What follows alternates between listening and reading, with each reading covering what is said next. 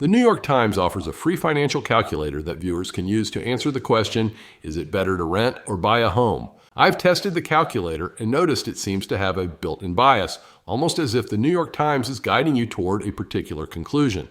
This video demonstrates how to eliminate each bias and answers the question, is it a good rent versus buy tool?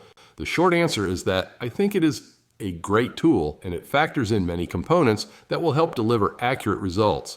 A longer answer, though, would include a warning about the assumptions bias built into the tool. Assumption bias in numerical analysis refers to the potential errors or inaccuracies that arise from incorrect, oversimplified, or unverified assumptions used in mathematical models and calculations. This type of bias can significantly impact the outcomes and reliability of a numerical analysis. Simplified, I think a lot of users of the tools will merely use the New York Times assumptions, and those assumptions will lead to faulty conclusions. To point out the impact these assumptions produce, I've used a real property in Tallahassee, one that I know its current rental rate and current value, where we can do a proper, unbiased evaluation using the New York Times' excellent financial calculator. Let's start with the basics. The tool requires a purchase price and a rental rate. The calculation is live and shown in the blue box. If you do not modify the assumptions, it reveals that renting will save you $133,000 over 10 years. But let's examine the assumptions they use for price and rent. I can tell you that the price and the rent they use are for different properties. In most markets, a $500,000 home will not rent for $2,000 per month. Now, I completely agree that renting a less expensive home than you would buy would lower your cost of living, but that thinking belongs outside of this type of analysis. Otherwise, the conclusion would always be to go homeless and thus have no housing costs at all. Many people who do not work in our industry, but perhaps are mathematically inclined, often compare the median home rent with the median home price, thinking that each represents the same type of property. This is incorrect. The median home in most areas is a single-family home, whereas the median rent in most areas is for an apartment unit. These are not comparable properties. So how does this tool work when we use a rent versus buy analysis on a single property? I used a home listed on Zillow that is available to buy or rent. It produces unbiased results as it replaces the New York Times bias with factual data. Now that we compare apples to apples, the analysis tool begins from a radically different premise. Initially favoring renting, our consumer scenario now shifts almost $200,000 in favor of buying, but several more adjustments are needed.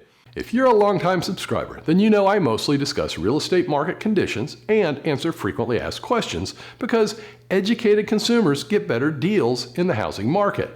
If you're not a subscriber, please click the thumbs up like button and subscribe now so that you get all my new content when it is fresh. If you really want to know what's going on in housing, to see and hear the data explained, to evaluate the facts and ignore the hype that's so prevalent online, then subscribe now and I'll keep you in the know. The calculator assumes a 10-year duration, a mortgage interest rate of 7.25%, and a 20% down payment. I have no significant concerns with the first two assumptions, but the third one, assuming a 20% down payment, does not align with my experience. Most individuals comparing renting to owning are often younger, first-time homebuyers without substantial cash reserves. What happens when we apply current market data and adjust the down payment to 4%? I originally wanted to use 3.5%, which is accessible to many first-time homebuyers through FHA loans, but the tool only accepts whole numbers. We find that adjusting the down payment slightly strengthens the case for buying. This is an excellent outcome, indicating that the size of a buyer's down payment does not significantly impact the decision between renting and buying. This next set of assumptions centers on predicting future market movements. Here, I find the tool's creators either sloppy or intentionally guiding consumers toward a predetermined conclusion. Anyone with internet access can get historical data for these assumptions, but the tool's creators used arbitrary numbers. Without delving deeply into the supply and demand imbalance causing soaring home prices and rents, I can tell you that a 3% growth rate on either would be a win for home affordability, but is highly unlikely. Unfortunately, over the past 80 or so years, home prices have grown nationally at a 4.7% rate, while Zillow shows a rental growth rate of 4.9% over the past 11 years.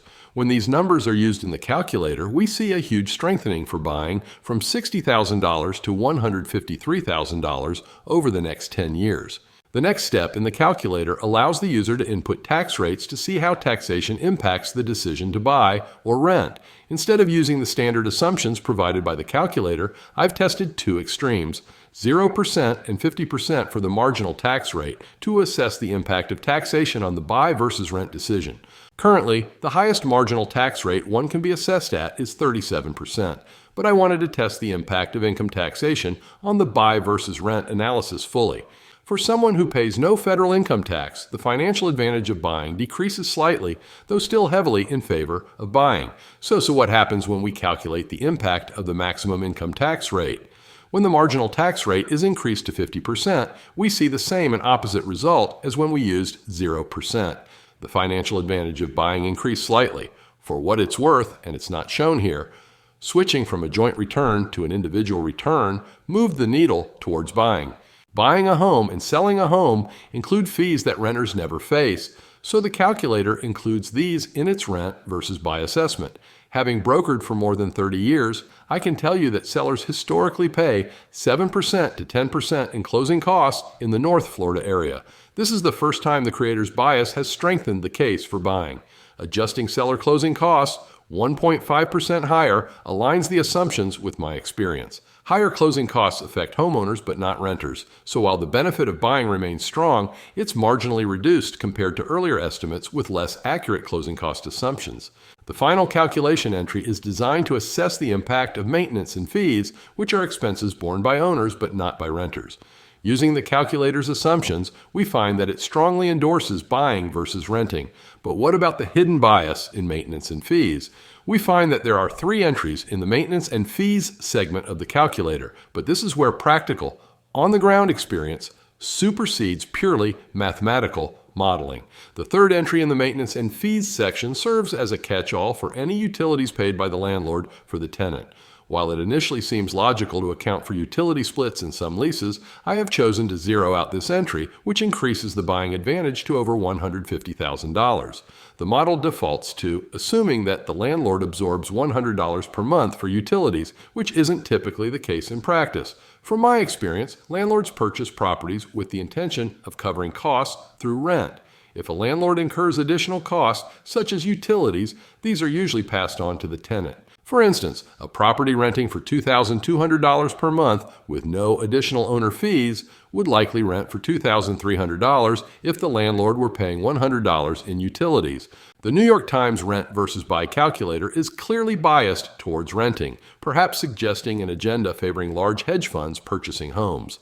Now that you understand how to neutralize this bias, I encourage you to use the calculator with local rents and home prices from your area.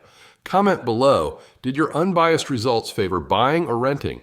For tailored advice on deciding whether to buy or rent, watch my video titled When to Buy a House or Rent.